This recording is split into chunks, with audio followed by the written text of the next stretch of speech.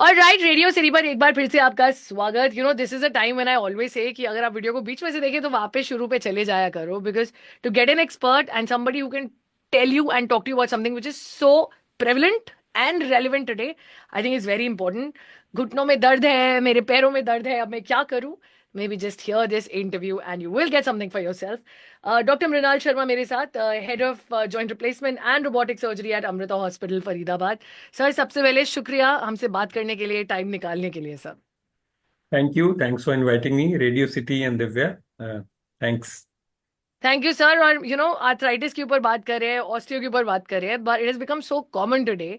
I mean irrespective of the age, पहले कहते थे older generation will have that problem, but I just wanted to start this with a conversation. मेरे आसपास ही लोग सब, including my self, हर वक्त complain कर रहे होते हैं।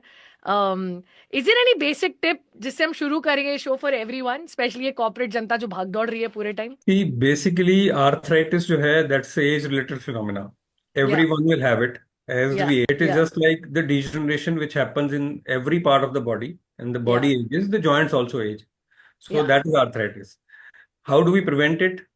It is बिल्कुल ऐसा है कि जैसे हमें उम्र अपनी कम करनी हो, तो हम लोग फिट रहना चाहिए, वेट या कंट्रोल में रखें, डाइट अच्छी लें, या एक्सरसाइजेज प्रॉपरली करें, avoid smoking and alcohol and anything which put stress on your body and the joints. या कोई भी इंजरी है तो उसको निग्लेक्ट ना करें। So these are the basic things which we can follow in our life style, and then या probably they can last a longer time.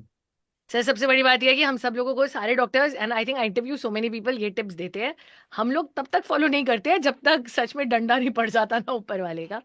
But coming to arthritis, just to understand in simple way, क्या होता है exactly arthritis?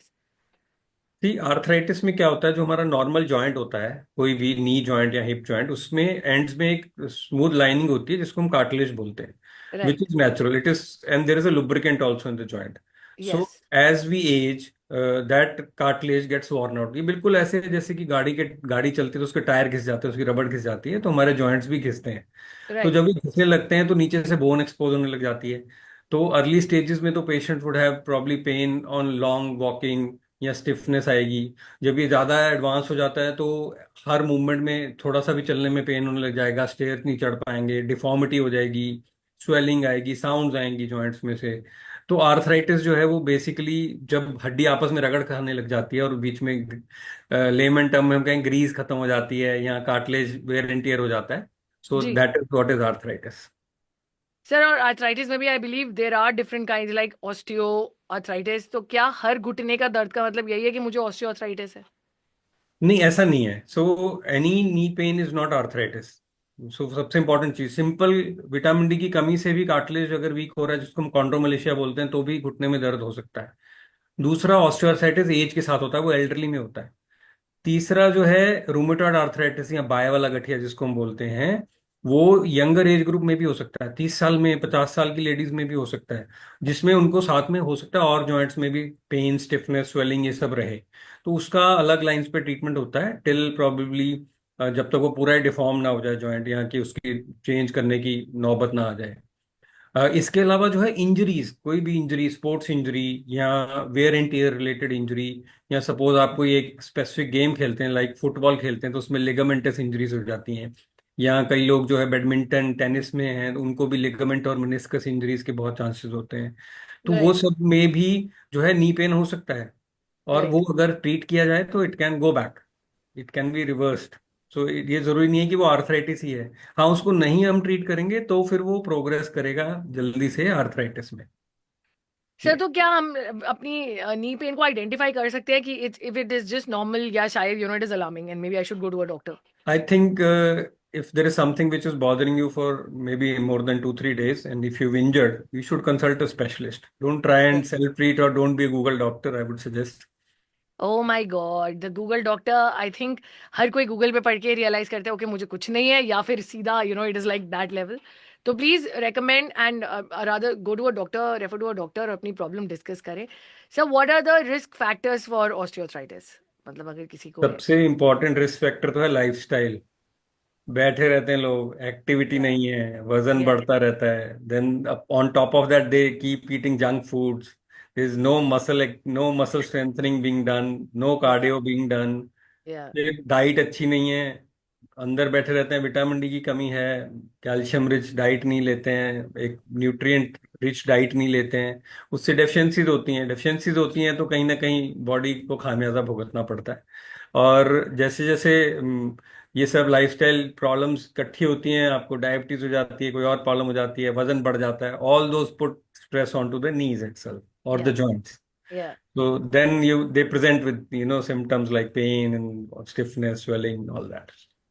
Sir तो इसके लिए diagnosis के लिए what how do we diagnose if somebody has an OA, मतलब osteoarthritis है अगर? See, anyone who has persistent pain, pain on movement in the hmm. joints, stiffness, any deformity, if the shape of the joint is changing and it's not normal, or any kind of a symptom where the patient is having disability to his daily activities of living, कि भाई सीढ़ी चढ़ने में भी दिक्कत है, गाड़ी से उतरने में दिक्कत है, वॉशरूम में सीट से उठने में दिक्कत है, या नॉर्मल आप पार्क में वॉक नहीं कर पा रहे हो, then it's I think high time to consult a doctor who would probably examine clinically and then maybe advise you some x-rays or maybe an MRI depending upon what he suspects। या basic X-rays करके तो कुछ idea लग जाता है कि arthritis किस stage पे है। सब ट्रीटमेंट ऑप्शंस पे आते हैं, because I think a lot of people are nervous about how they it's treated and then मतलब we'll talk about knee operation as well, but क्या ऑप्शंस हैं ट्रीटमेंट के इसके लिए?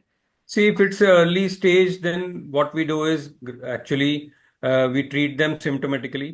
अगर कार्टिलेज वेयर एंड टियर शुरू ही हुआ है तो हम लोग कार्टिलेज सप्लीमेंट्स देते हैं, हम कैल्शियम विटामिन डी सप्लीमेंट्स देते हैं, पेन के लिए एनाल्जेसिक्स देते हैं, they we advise them lifestyle modification, weight loss, muscle या स्ट्रेंथनिंग, फिजियोथेरेपी।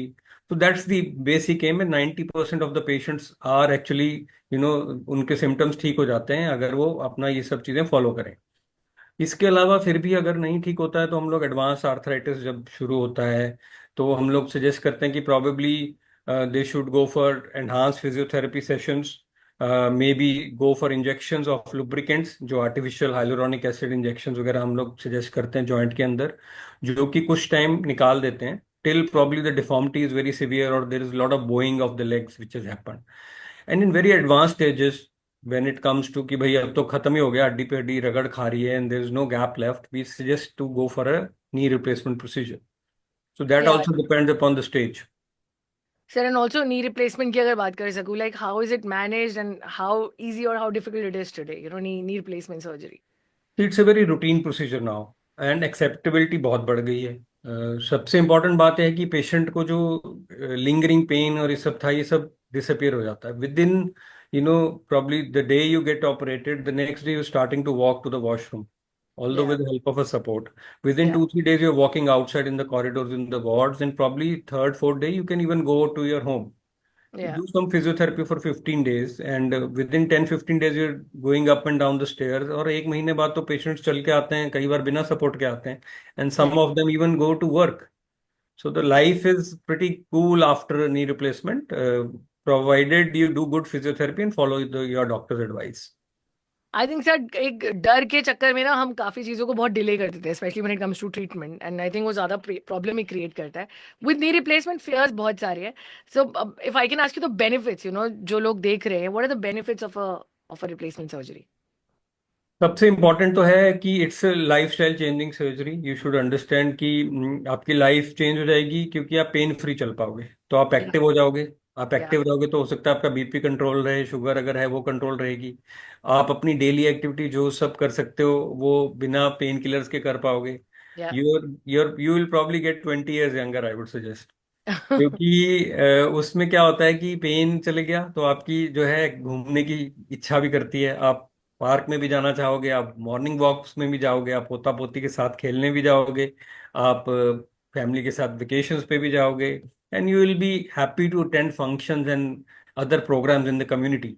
तो आपकी कम्युनिटी रीच बढ़ जाती है, आपको लगता है कि भाई मैं इंडिपेंडेंट हूँ, डिपेंडेंसी नहीं है। और उससे क्या है, 10 15 साल हो सकता है आपके लाइफ के ऐड ही होंगे, क्योंकि आपको बिना दर्द के जब आप चल पा रहे हो तो आप एक्टिव रहोगे तो अपना बीमारियां नहीं लगेंगी। आई थिंक वही है। I mean I love the fact आप आपकी उम्र पीछे चली जाती है, यू मोर एक्टिव।